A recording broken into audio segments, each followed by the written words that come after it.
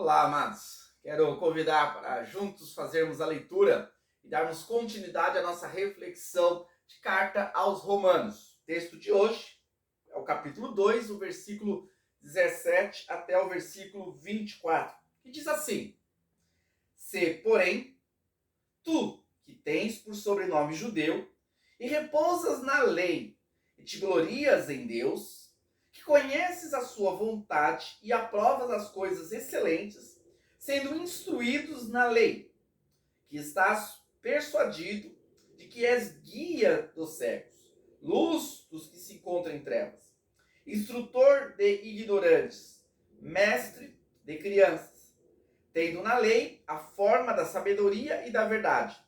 Tu, pois, que ensinas a outro, não te ensinas a ti mesmo? Tu que pregas que não se deve furtar, furtas.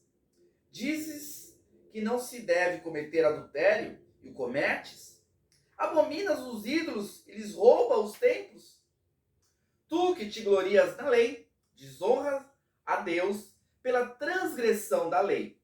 Pois, como está escrito, o nome de Deus é blasfemado entre os gentios por vossa causa.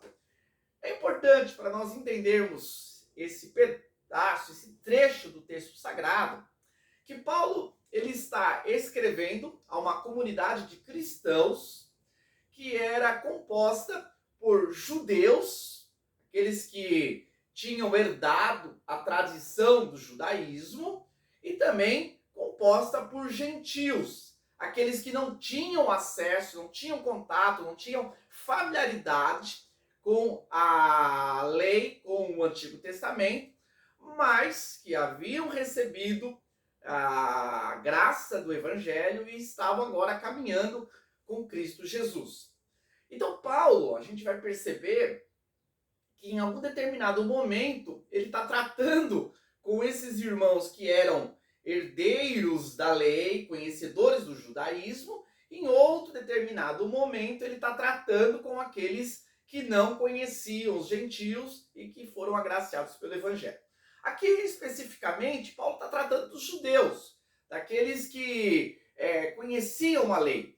E Paulo ele vai, de novo, dizer que o fato dos judeus conhecerem a lei não os torna aprovados por Deus, não os torna dignos de salvação. Porque o próprio Paulo esclarece e explicita aqui, através das suas palavras, que os judeus eles foram reprovados pela própria lei. Porque ao ensinar, ao trazer os oráculos de Deus às pessoas, ao trazer a verdade de Deus, eles próprios estavam se condenando. Porque eles ensinavam, mas não praticavam. Porque eles instruíam, mas não viviam. Então, Paulo está aqui demonstrando, através desse trecho, que a lei era importante, que a lei era algo que provinha de Deus, mas que a lei era insuficiente para trazer a salvação.